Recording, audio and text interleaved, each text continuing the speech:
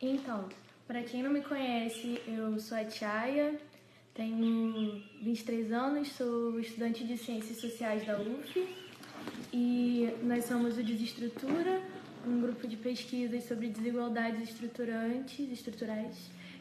E nós somos um grupo composto por 8 alunos e também a professora Carolina Zuccarelli. E toda semana nós teremos uma live como essa, com algum convidado que vai estar falando um pouco sobre sua monografia. O nosso convidado de hoje é o Emerson Luan, que é cientista social formado pela UF e também mestrando em sociologia. E deixa eu ver se tem mais alguma coisa para falar para vocês. Ah, tá. A gente tem uma entrevista lá no nosso site com o Emerson Luan. Ele respondeu algumas perguntas pra gente. Eu vou deixar aqui o site, eu vou comentar aqui e vou fixar para vocês acessarem o nosso site depois e dar uma olhada nessa entrevista que tá maravilhosa, gente. Só um minutinho.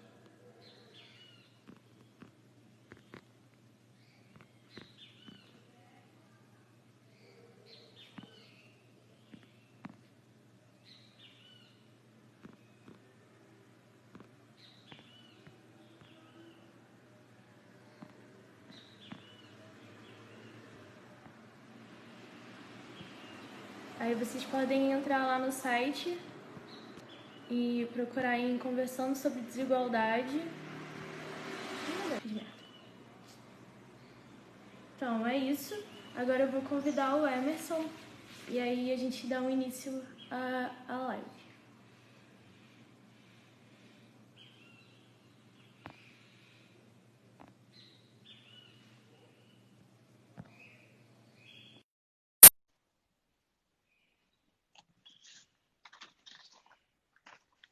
Tô esperando ele entrar.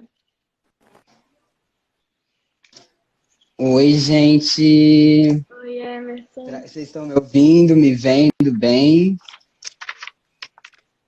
Estão? Espero que sim. Gente, a monografia do Emerson foi publicada em 2019 por orientação da professora Flávia Rios, que é lá do nosso departamento, maravilhosa também. Fala um pouco sobre você, Emerson. Bom, eu acho que, primeiramente, eu queria muito agradecer pela oportunidade, né, do Grupo Desestrutura, por ter me convidado. Estou tendo o prazer, na verdade, de estrear essa série de entrevistas, de lives, né, que vocês vão fazer. Acho que é, sim, uma coisa muito importante, né, sobretudo nesse momento que a gente está vivendo, a gente tem que defender e divulgar mais, na verdade, né, a sociologia. E então é bacana, né, que a gente faz as nossas pesquisas de monografia e às vezes publica lá na biblioteca e deixa lá e ninguém nunca mais fala sobre aquilo, né? Mas achei uma iniciativa muito, muito boa.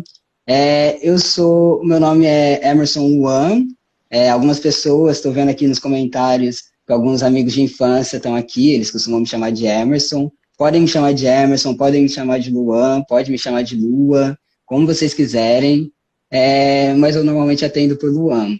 Eu sou, como a Chaya falou, né, bacharel em Ciências Sociais pela UF e agora mestrando do programa de pós-graduação em Sociologia, também da mesma universidade. Faço parte de 2 grupos de pesquisa também, aí do IXIF, o mesmo do Instituto de Desestrutura, que é o LEPEX, e o NEGRA, né, e também...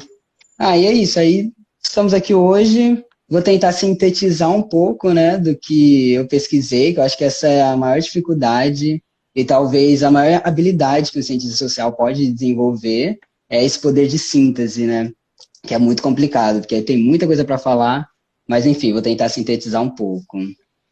É isso mesmo, Chaya. Então, Acho que gente, podemos dar início, fazer então. o início. Eu vou ser a mediadora Uhum. dessa live, como vocês estão vendo. E eu e o grupo, né, nós preparamos um questionário para o Emerson com 11 questões. E a gente vai dar início à live dessa forma. Eu vou fazer algumas perguntas a ele, ele vai respondendo. E depois a gente abre para o debate. Então, se vocês tiverem alguma pergunta, vocês podem fazer a pergunta aqui no chat mesmo, no chat da live. Fica à vontade, tá, gente? Porque tem alguém do nosso Uhum. grupo que vai estar anotando essas questões. E aí depois a gente entra com elas. Beleza? Então a gente vai dar início, né, Emerson? Isso aí. Então vamos lá.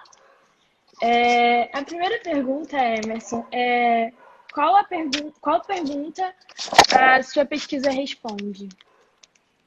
É, como eu disse, né, vou tentar falar um pouco sobre a minha pesquisa da monografia, levando em consideração também que ela já se atualizou com o tempo, já que eu entrei no mestrado.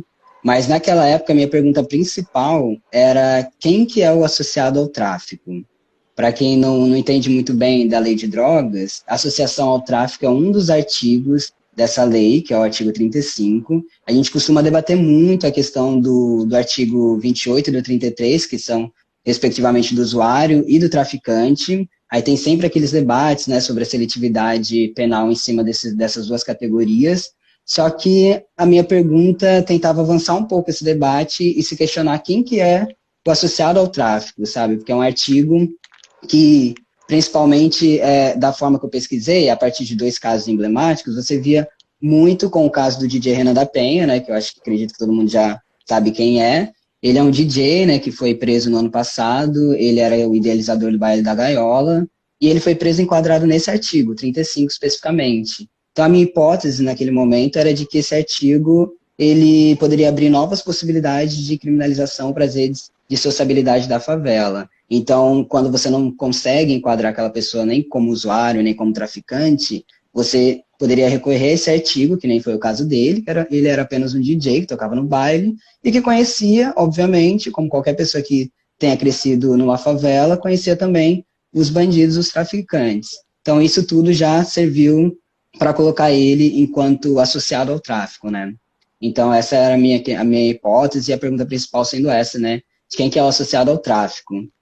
E sem querer falar muito mais, mas só para explicar também, aí eu tinha algumas abordagens, né, teóricas para tentar, enfim, trabalhar essa temática. Eu acho que a principal, que eu acho que é válido ser dita, é a criminologia crítica, que, para quem não conhece também, não tem conhecimento sobre essa área da criminologia, a criminologia crítica já é um grupo de teorias, né, várias teorias assim, da sociologia, que na verdade é bastante multidisciplinar, tanto da sociologia, direito, psicologia, que vai pensar o crime a partir nessa dualidade de criminoso e crime e criminoso, ação criminosa e sujeito criminoso. Antigamente a criminologia, a primeira criminologia, pensava muito na questão do criminoso, o sujeito, né? Aí, Tia, se você conseguir colocar aquela primeira foto, eu separei algumas fotos só para ficar mais ilustrativa a conversa, A mas, primeira enfim, as imagem, primeiras, essa aqui, isso, né? tanto a foto um quanto a foto 2. Não, Ai, volta, desculpa. foto um do Lombroso. Eu acho que qualquer pessoa que já tenha Ah, sim, entrado no sim, curso de sim. criminologia já Esse ouviu com texto é certeza esse. isso, falar sobre isso. Esse mesmo, que aí vocês veem que começou a se estudar o crime dessa forma, que ele acreditava, né, que a gente tinha que estudar o criminoso a partir de características físicas, biológicas, né, que todo criminoso tem características específicas que o faz ser criminoso. Claro que eu particularmente acredito que essa era uma pseudociência, né, na verdade, com racismo muito enraizado, né, e, obviamente, as pessoas que tinham esse cérebro, né, que nem vocês podem ver na imagem que ele está medindo, de um criminoso eram as pessoas negras. Então, a criminologia crítica, ela já surge, baseado também em outras teorias, com a intenção de romper já com tudo isso. Então, a gente já começa a estudar o crime, já não mais o criminoso, mas sim o crime, entendendo que o crime o crime ele vem do processo de marginalização, ele é criado socialmente, então não mais que nem na visão do Lombroso, né, que seria a partir de características biológicas. Então, já eu acho uma boa, assim, já nomear mesmo, assim, trazer algumas abordagens que eu utilizei no trabalho para poder responder essa pergunta principal de quem era o associado ao tráfico, né? Mas, enfim. Quer mostrar a segunda imagem ou não?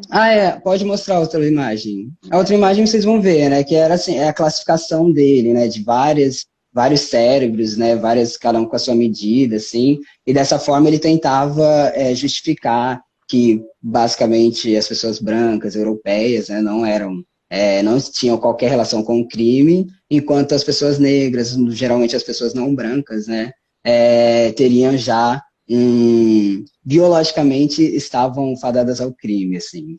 E, enfim, eu acho que a criminologia crítica já entra querendo romper tudo isso, tudo isso. Então, pode ir para a segunda pergunta? Pode prosseguir. Por que você se interessou por esse tema? Eu acho que desde que eu entrei na faculdade, Ciências Sociais, eu acho que no início a gente ainda estava tentando descobrir um pouco, né, para que serve Ciências Sociais, o que a gente faz, mas desde o início, quando eu percebi algumas possibilidades de pesquisa, eu já estava muito interessado em pesquisar alguma coisa relacionada a racismo no sistema penal, não sabia muito bem o que ainda, mas voltado para essa questão da criminologia mesmo. Eu acho que o que foi um divisor de águas assim na minha vida, na graduação, foi, sem dúvidas, eu acho que entre o terceiro e o quarto período, que eu sou de São Paulo, né, para quem não sabe, eu voltei para São Paulo, fui numa biblioteca, uma das bibliotecas públicas de lá, e aí quando eu estava entrando na biblioteca, tinha aquelas prateleiras, as estantes assim com livros de destaque, que eles deixam bem na entrada. Então eu entrei e um desses livros era o que eu escrevi lá na entrevista por completo, né, que o Desestrutura fez, que é o livro da Ana Luísa Pinheiro Flausina, que é Corpo Negro Caído no Chão, o Sistema Penal e o Projeto Genocida do Estado Brasileiro. Super recomendo, porque ela vai fazer uma análise histórica de como no Brasil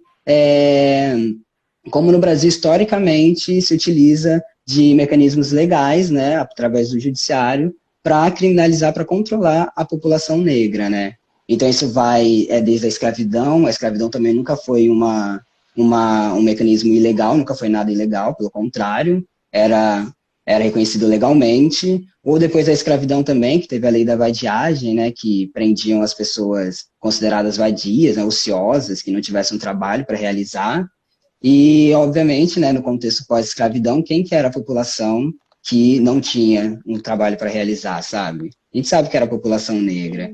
E, enfim, através dessa lei também puderam criminalizar a capoeira, o samba, então, um pandeiro ou instrumentos de percussão também eram tidos como símbolo de uma suposta vadiagem. E, enfim, mais para frente chega a lei de drogas, né? A lei de drogas nada mais é do que a atualização desses mecanismos legais que já historicamente são utilizados, né, para controlar a população negra. Então, enfim, quando eu me deparei com esse livro, eu fui conhecendo outros autores que já trabalhavam nessa temática. Foi quando eu conheci a criminologia crítica também. Então, enfim, foi um divisor de águas. A partir daquele momento eu sabia que a minha pesquisa seria eternamente nessa temática assim, da criminologia mesmo. Muito bom. Vamos lá para a terceira. Como a questão da desigualdade é tratada no seu trabalho? Bom, essa daqui vai ser complicada de responder. Mas acho que assim, aparece de várias formas, né? Mas acho que a gente pode tentar resumir de uma forma, talvez falando da guerra às drogas, né? Acho que a guerra às drogas já é bastante desigual, assim, aparece bastante essa desigualdade social.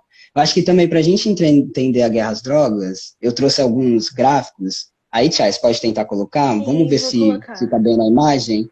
Mas também, se não ficar bem, eu tô... Né? Aqui. Esse Você consegue ter esse daí é do total, né, da população, isso. Eu tenho alguns gráficos aqui, qualquer coisa eu também estou lendo aqui no meu computador, eu tenho uma colinha. Mas, como vocês podem ver, esse gráfico ele é do Infopen. O Infopen, para quem não conhece, é um levantamento de dados estatísticos sobre a população carcerária. Ele é desenvolvido pelo DPEM, que é o Departamento Penitenciário. E a gente tirou print, que eu estava conversando com a Tia ainda hoje, a gente tirou print, essas são informações atuais, assim, porque na época que eu escrevi a monografia, eu tinha dados do Infopen de 2018. Então, vocês podem ver que já tinha mais de um ano, assim, já estava desatualizado. E aí, agora, recentemente, eu acho que em fevereiro desse ano, o Infopen lançou essa plataforma online com esses dados de encarceramento em massa. E, enfim, vou tentar ler rapidamente para vocês terem uma noção do que é esse encarceramento, do que é esse cenário, né, de encarceramento em massa. e depois a gente vai tentar entender como que a lei de drogas influencia nisso tudo, né? Então, só primeiro para contextualizar o que é esse cenário, vocês podem ver na imagem que essa é um gráfico em pizza, né? E vocês podem ver que a partezinha verde corresponde a 48,47%, 48% do sistema, da população do sistema carcerário, que são as pessoas que estão presas em regime fechado. Esse aqui é um gráfico dos tipos de regime. E o que eu acho interessante dele é, se vocês verem no lado direito, a parte azul. Essa parte azul, que é uma parte muito significativa, 30% quase, 29,75%, são só dos presos provisórios. Então, a gente está falando de um cenário de encarceramento cujo total da população são quase 750 mil, o certo seria, segundo esse gráfico, 748, onde 222.558 pessoas são apenas presos provisórios, ou seja, aquelas pessoas que estão presas e ainda não tiveram acesso não foram julgados ainda, isso, não foram julgados. Então, são pessoas que estão presas, aguardando um julgamento que pode vir a livrar eles, sabe? Não condenar eles. Então, são pessoas que a gente ainda não sabe se elas realmente deveriam ou não estarem presas. Isso é uma parcela muito significativa, né? Chaya, pode passar para o próximo. O próximo. Isso, esse daqui, ele é o por gênero, né? Deixa eu só acessar aqui na minha colinha, um minuto. Aqui.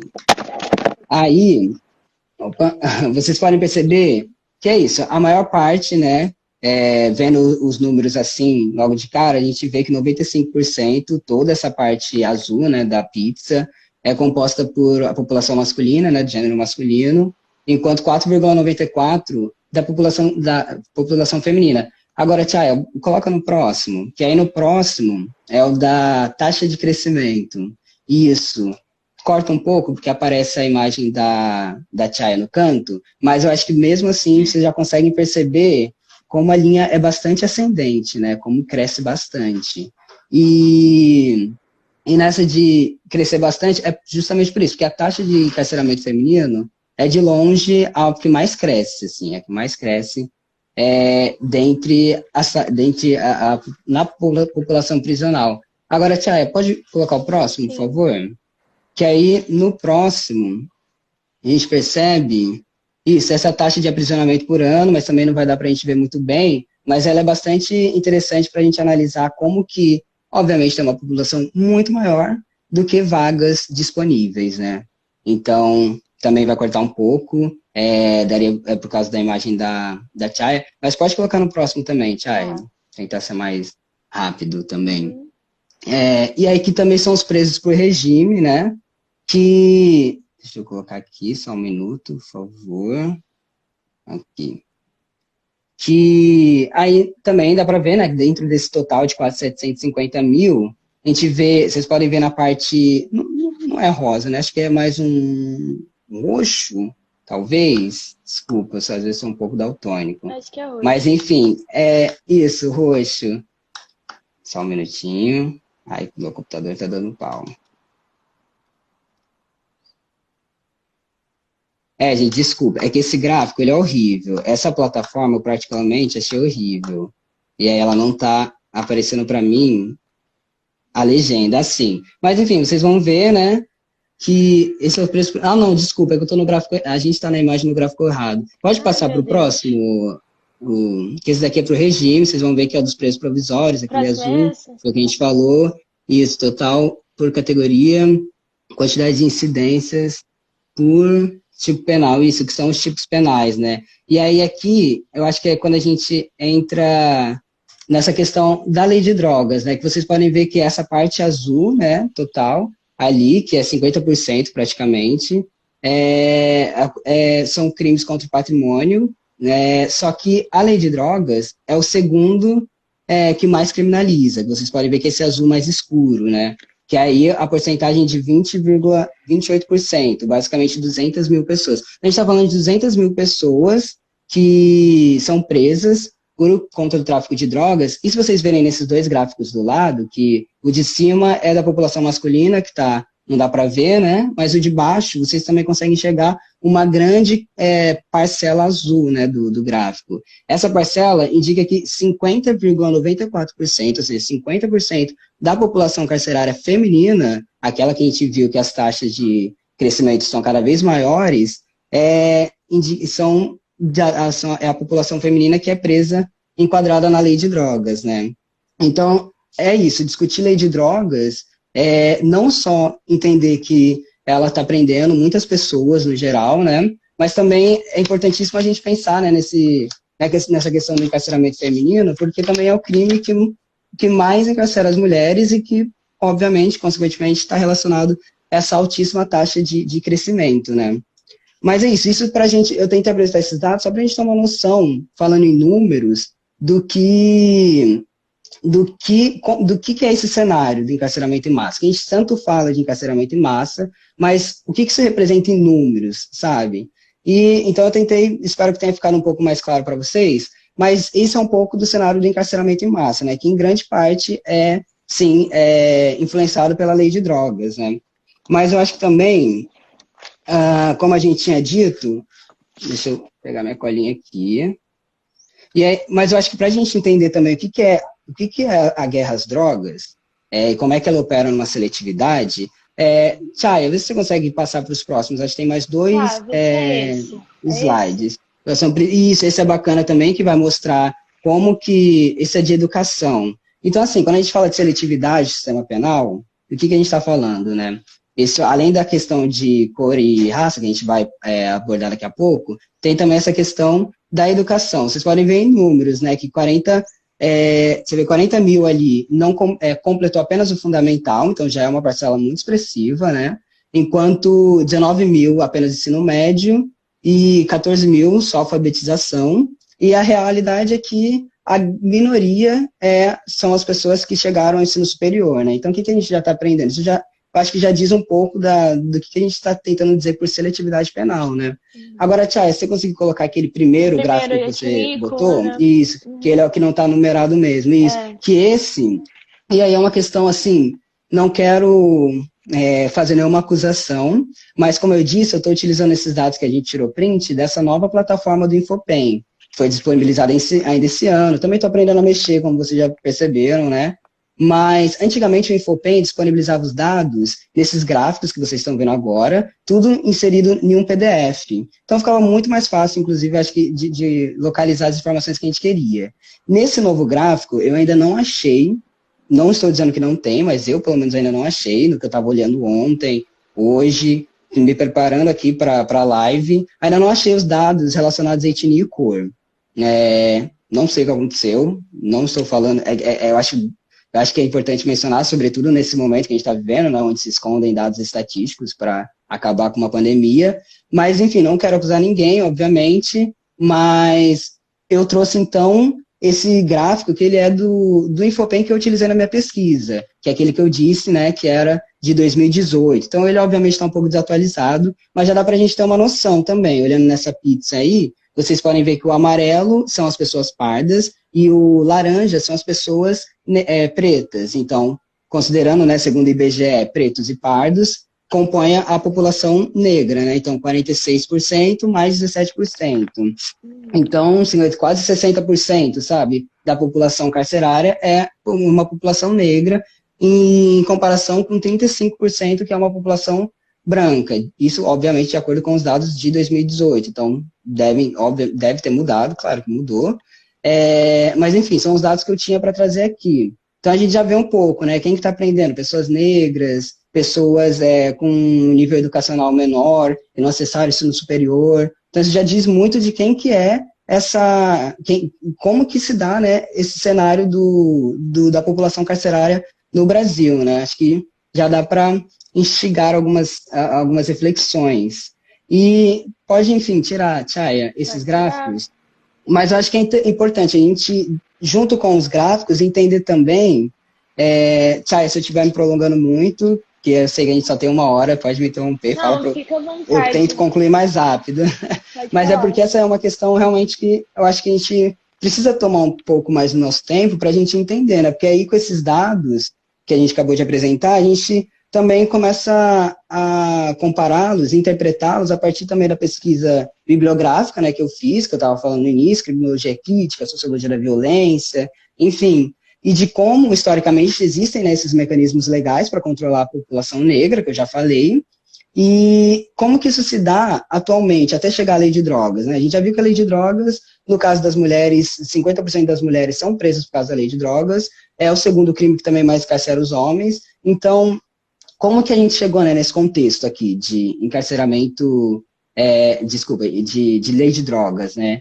E aí eu acho importante a gente voltar também lá para a década de 90, que existia, né, que eu acho que o Luc Wacquant, que ele é um intelectual, né, que eu também utilizo um pouco na pesquisa, que ele vai começar esse debate sobre a criminalização da pobreza, né? O que seria essa criminalização da pobreza? Que a gente já viu que quem está preso são as pessoas negras, pretas ou pardas, as pessoas que não têm acesso à educação, ou seja, as pessoas pobres, né? Então, como que se dá essa criminalização da pobreza? Ele volta lá para a década de 90, quando nos Estados Unidos o neoliberalismo, né, já estava se consolidando, aqui no Brasil também, e com essa consolidação do neoliberalismo, e por que é importante falar sobre o neoliberalismo, né? Porque com o neoliberalismo a gente vai perceber que deixa-se de ter um estado de bem-estar social, que é o que eles chamam, e esse estado de bem-estar social é um estado onde o governo, por exemplo, vai intervir nas populações, na questão das desigualdades sociais, através de políticas públicas sociais. Então, ele vai investir em lazer, educação, saúde, essas coisas, direitos básicos, para tentar amenizar as desigualdades sociais. Só que, como ele diz, e na década de 90, com a ascensão do neoliberalismo, deixa-se de existir esse estado de bem-estar social, que eu também, particularmente, acho que o Luc Wacquant estava falando num contexto um tanto norte-americano, se a gente puxar um pouco para o contexto brasileiro, talvez esse estado de bem-estar social já nunca existiu de fato, assim. Mas, enfim, isso é um outro assunto. E o que acontece? Quando deixa de existir esse estado de bem-estar social, ele é substituído por um estado penal, o nome. O que seria o estado penal? É um estado onde, ao invés do governo se manifestar nessas regiões pobres de maneira, através de políticas públicas, ele se manifesta, na verdade, através do campo da segurança pública, ou seja, com políticas penais. Então, é por isso que se torna comum as operações policiais nas favelas. Essa acaba sendo a única resposta que o Estado tem em relação a esses lugares. Enfim, depois mais para frente a gente vai entrando nesse assunto, mas é o que acontece, assim. E então, hoje em dia, a gente já está vivendo basicamente Estado penal, né, que outros intelectuais vão atualizar também esses termos, esses conceitos, como o Achille Mbembe, que é um que eu usei muito na minha monografia, utilizo até hoje, acho que é o conceito que a gente tem que sair daqui dessa live hoje com ele na cabeça, para quem nunca ouviu, para quem já ouviu, que é a necropolítica, né? A necropolítica vai ser uma atualização que o Achille Mbembe faz de tudo isso que eu estou falando aqui. Principalmente ele pega, né, ele se utiliza muito dos estudos do Foucault, Michel Foucault, que falava sobre como que o Estado consegue disciplinar as pessoas, né, como que a prisão, ele vai estudar também, lá na França, claro, no contexto francês, como que se desenvolveu, né, a prisão como uma forma de se punir, o porquê que chegamos até a prisão como uma forma de se punir, porque também não foi por uma questão humanística, estamos preocupados com os direitos das pessoas, claro que não. Antigamente existiam outras formas, né, que é o suplício, não vou entrar muito nisso, mas existiam outras formas de se punir, e o desenvolvimento até chegar na prisão nada mais é do que também está atrelado diretamente ao desenvolvimento do capitalismo, ao desenvolvimento do que a gente precisa proteger agora. Então, talvez coisas de propriedade privada, também é bom descentralizar. Antigamente se executava as pessoas em praça pública, e essa execução estava muito ligada à figura do rei. Então, agora a gente descentralizou um pouco, já que essa figura do poder punitivo, ele transpassa diversas pessoas, diversas agências e sistemas. Então, a gente não pode dizer que o presidente Bolsonaro, o presidente tal, seja lá quem for, é quem, sabe, responsável pela prisão. Não, assim, tem uma sequência, toda uma estrutura social de disciplina que, enfim, já descentraliza. Agora não vemos apenas que o rei está punindo as pessoas. Enfim, isso tudo o que é interessante do Bembe é que ele vai pegar, sim, esses estudos do Foucault, do Fanon, existem vários pensadores europeus que vão, sim, entrar nos estudos dele, só que ele diz que isso tudo já não é mais, não dá conta mais de explicar todas as formas como é que eu posso dizer, de explicar o que está acontecendo socialmente, principalmente fora do contexto europeu, nas sociedades colonizadas, né? Então, ele vai pegar, conceituar o conceito, né, de necropolítica para pensar no contexto lá dele, que ele estava pensando em alguns conflitos que geram diversas mortes na África, na Palestina, e ele vai pensar que se existem zonas de morte onde o Estado, agora, o limite da punição, o limite do controle do Estado acaba sendo a morte. Então, o Estado consegue controlar através da taxa de mortalidade, por exemplo. Então, se criam zonas de morte onde existe, sim, o controle do Estado e o limite desse controle é a morte, é decidir quem deve morrer, quem deve viver. E pegando lá a necropolítica do Achille Mbembe, lá na África, lá na Palestina, puxando aqui para o Brasil, aí eu pergunto para vocês, qual que seria uma zona de morte que a gente pode pensar em aplicar o conceito da necropolítica? Acho que vocês já responderam, né, na cabeça de cada um, mas é isso, são as favelas, são as periferias, são os espaços marginalizados aqui da nossa sociedade, né? Então, eu trabalho muito com esse conceito da necropolítica, né, que é o que está muito em voga hoje em dia, todo mundo fala muito disso, assim. Mas, enfim, o que eu queria dizer é que existe um encarceramento em massa, vocês viram números desse cenário, e esse encarceramento em massa, ele é, sim, muito influenciado pela lei de drogas, que, como vocês perceberam, eu tento tratar ela a partir de um projeto político, então meio que essa vibe da sociologia política, como um projeto político, a necropolítica, que mata as pessoas, né, que decide quem deve morrer, quem deve viver. Então, eu falei demais, estou tentando resumir para vocês, mas eu disse que eu estou trabalhando nesse poder de síntese também, do que o cientista social tem que ter. Mas você falou coisas muito importantes, não se preocupa com isso. Uhum. A gente já pode falar. Bom, mas a gente... outra? Podemos. Então, faz um resumo da sua pesquisa para o pessoal. Eu acho que depois de tudo que eu falei, né, já deu para entender o resuminho da pesquisa, é isso, pensar como que a lei de drogas pode influenciar, na verdade, nesse cenário de encarceramento em massa, e eu trabalhei na minha monografia essa questão a partir de 2 casos emblemáticos, que era o caso do Rafael Braga, que todo mundo com certeza conhece, e também o caso de Renan da Penha, que imagino que nessa altura do campeonato todo mundo também já conhece, né? E aí, porque os 2 também foram criminalizados, né, a partir desse artigo de associação ao tráfico, artigo 35, e em contextos muito diferentes, né? Então, assim, esse é basicamente o resumão da pesquisa. Podemos ir para a próxima. Então, quais foram as conclusões que você chegou com a sua pesquisa? Assim, eu acho que é importante dizer isso, né? Como eu disse para vocês, eu levei essa pesquisa para o mestrado.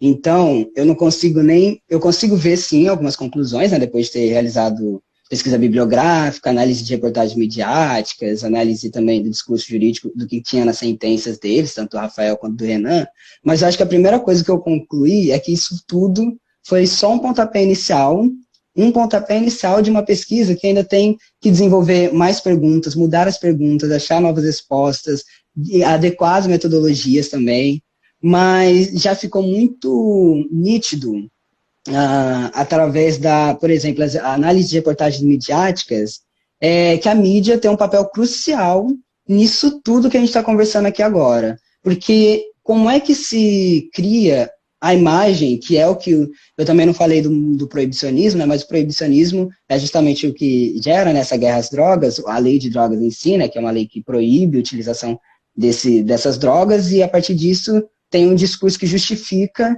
as ações policiais, diversas prisões, todo esse cenário de encarceramento em massa. Mas também para esse proibicionismo, para esse cenário todo se concretizar, é preciso, e foi o que se faz desde a década de 90, criar-se a imagem de um inimigo público.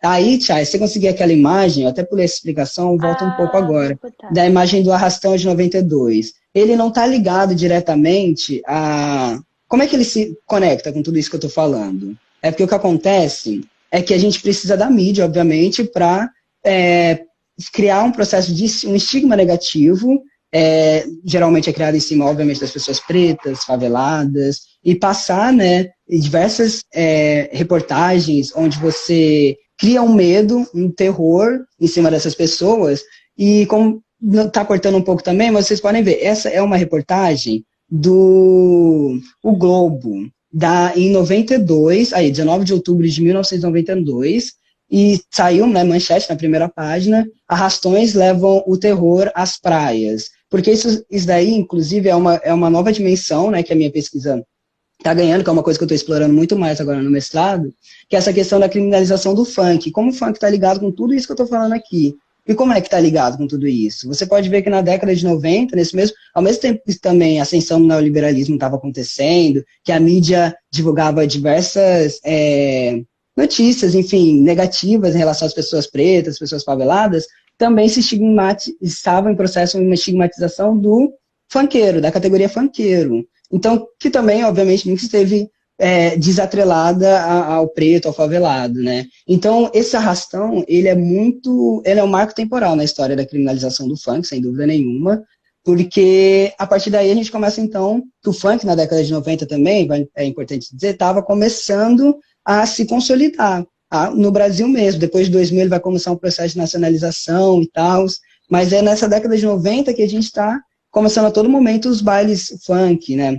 Naquela época até eram feitos em quadras de clubes, enfim, isso não vem ao caso. A questão é que começou toda uma imagem negativa em relação aos funkeiros também, assim. Então isso está relacionado também com a criminalização do funk, mas não deixa de estar relacionado de jeito nenhum, que a criminalização do funk também é muito em cima disso, da questão do proibicionismo, da necropolítica que eu estava falando, de como se é preciso criar uma imagem negativa até para justificar e até para a gente não ficar questionando esse tanto de morte que está acontecendo, seja da Ágata, seja do Miguel, seja do João Pedro, seja, enfim, essas mortes que acontecem a partir de operações policiais nas favelas, sabe? Talvez seja por isso, inclusive, que não há uma comoção tão grande, né? E a mídia, querendo ou não, tem um papel central nisso, central.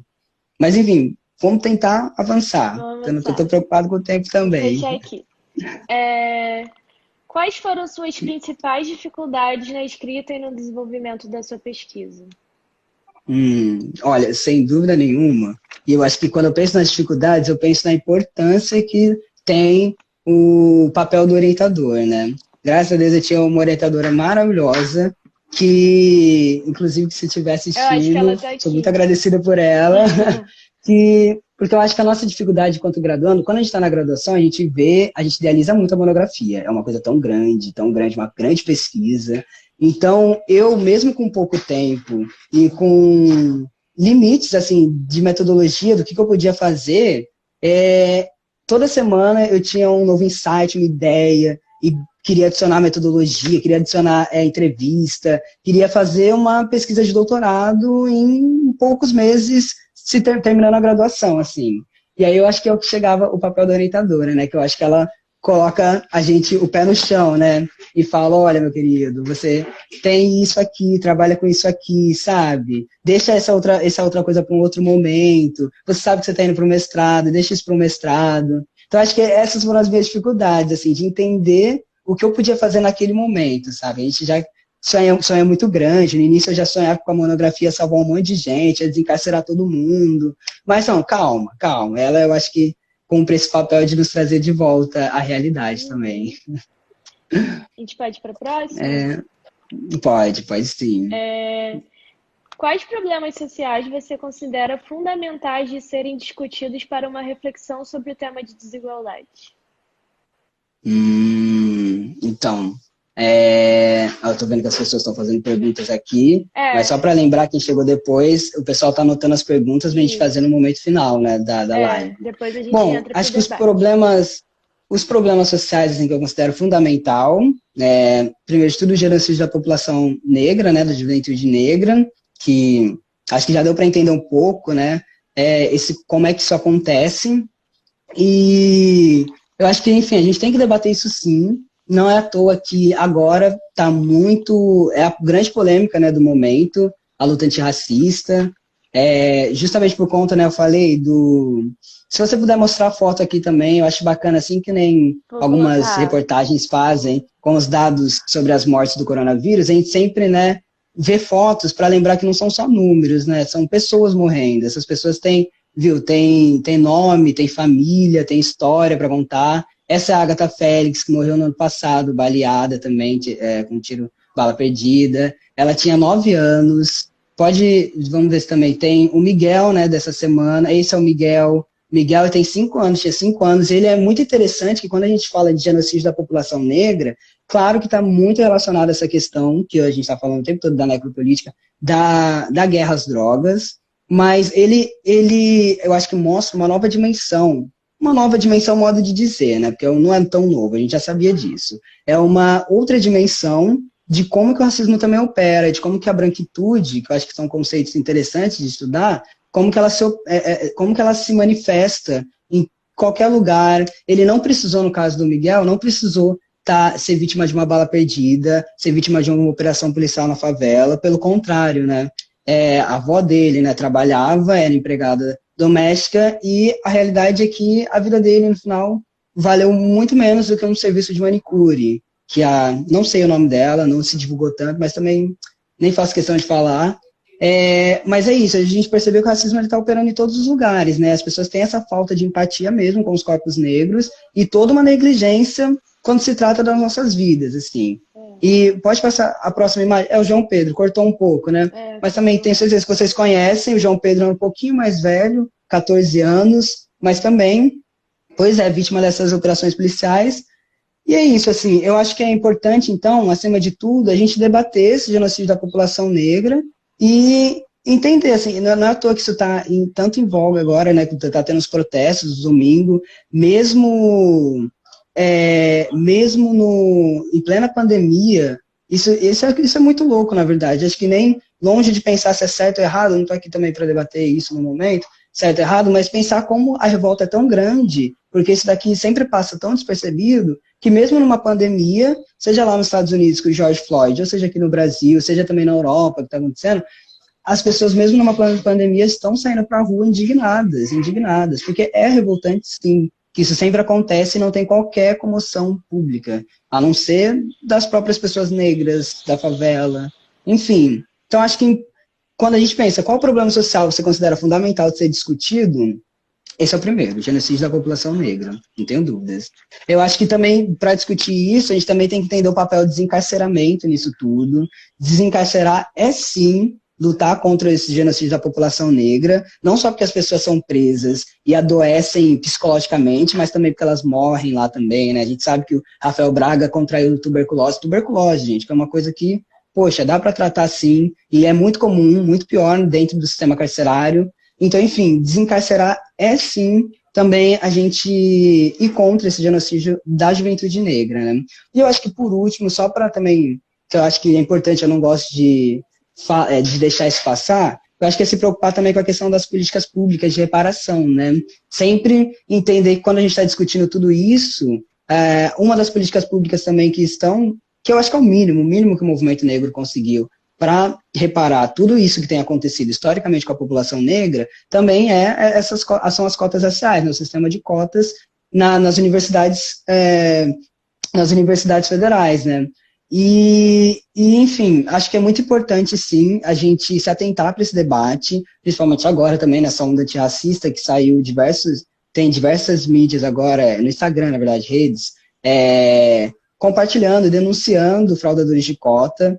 Acho sim que é importante essa denúncia, não estou falando que não seja, mas eu acho que também tem que ser feito de uma forma muito cautelosa, porque diante dessas denúncias, inclusive a própria UF sofreu muitas denúncias na época que eu entrei, em 2016, e foi justamente por conta dessas denúncias que em 2017 se criou uma comissão de heteroidentificação. Eu acho que quando a gente está falando de cota, a gente tem que defender muito bem, sim, essa comissão, que eu acho que faz um trabalho muito legítimo, muito importante, não é um trabalho feito por leigos também, né? Cientistas sociais, inclusive, estão lá em peso, e justamente porque a gente tem que debater, essa questão já é debatida, né, dentro da sociologia das relações raciais, o que é o colorismo, o que é a questão do pardo, quem é o pardo preto, como é que o pardo e o preto são negros, como é que a gente tem que pensar nessa questão do colorismo, eu acho que principalmente para entender quem tem direito e quem não tem direito a entrar na universidade através desse sistema, né? Então, o que eu quero dizer é que a gente precisa sim defender essas comissões de heteroidentificação, é muito importante, acho que são muito importantes,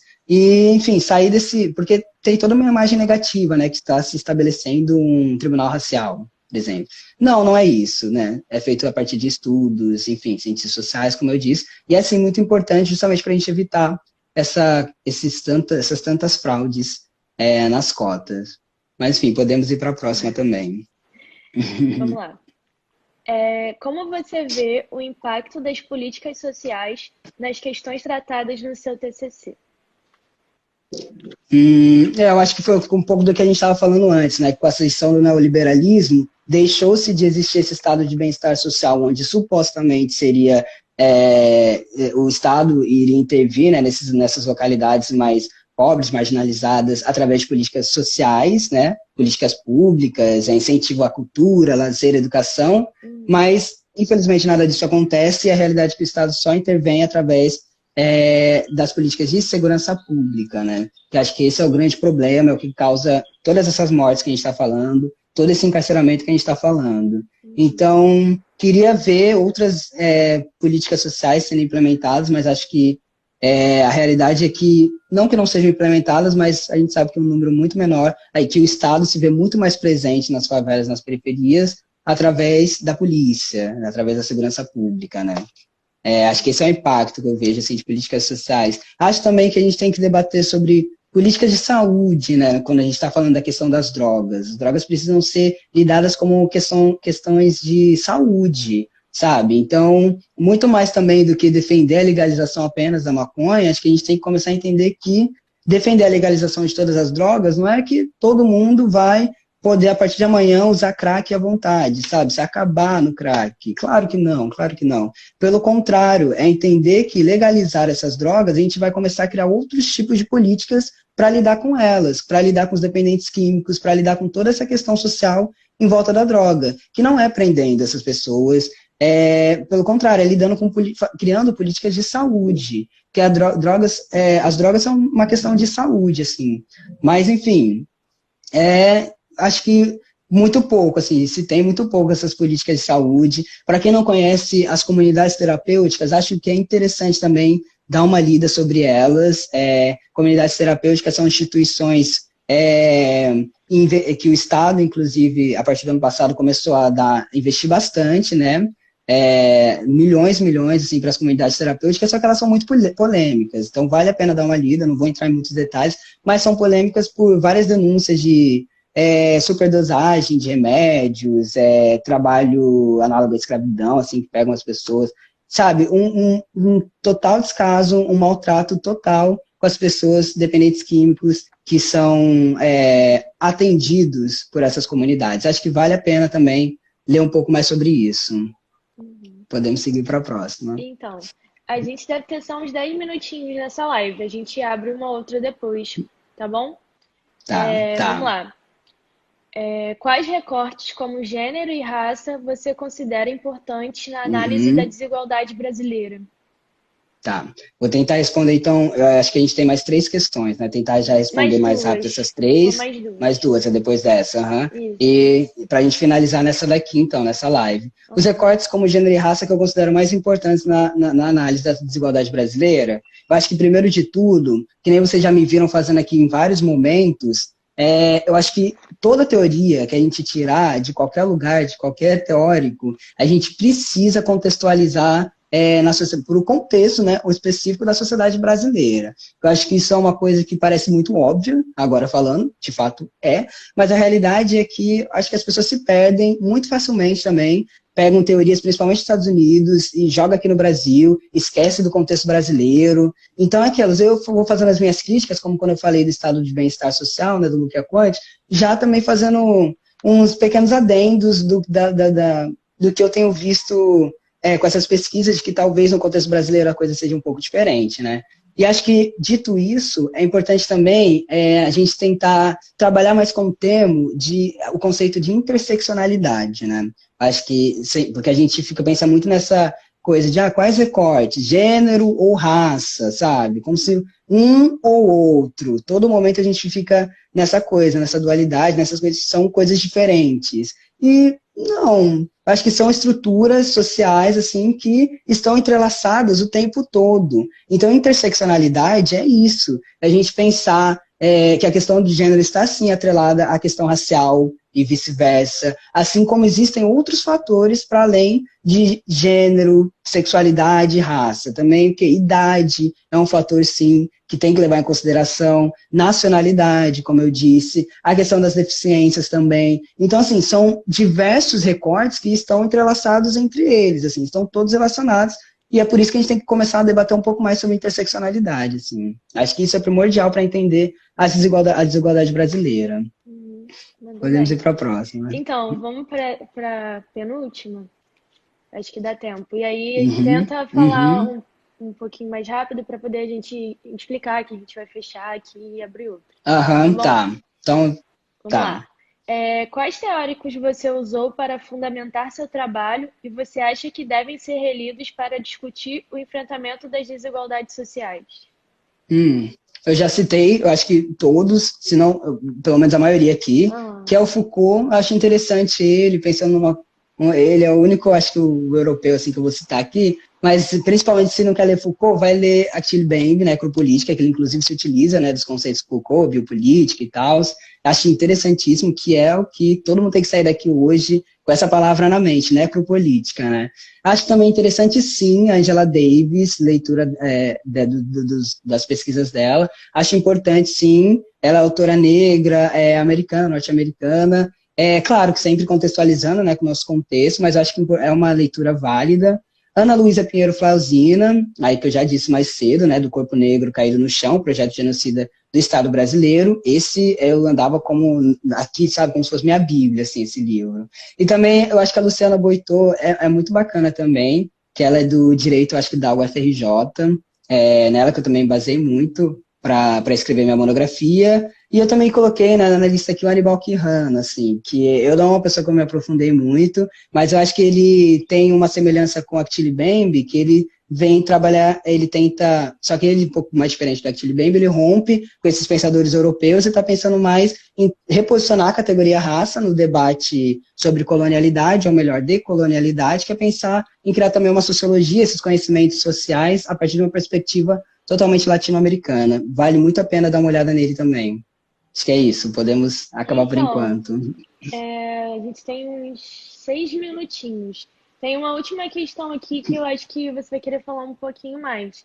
Então, gente, É... a gente vai encerrar essa daqui, eu vou salvar. E aí a gente começa outra para finalizar a última questão e aí a gente começa com o debate. Aí nós vamos ler as questões que vocês mandaram aqui. Se tiverem mais questões, deixa para mandar agora na próxima live que a gente vai Uhum. abrir. Beleza? Vou fechar aqui e depois a gente volta. Beijo. Beijos.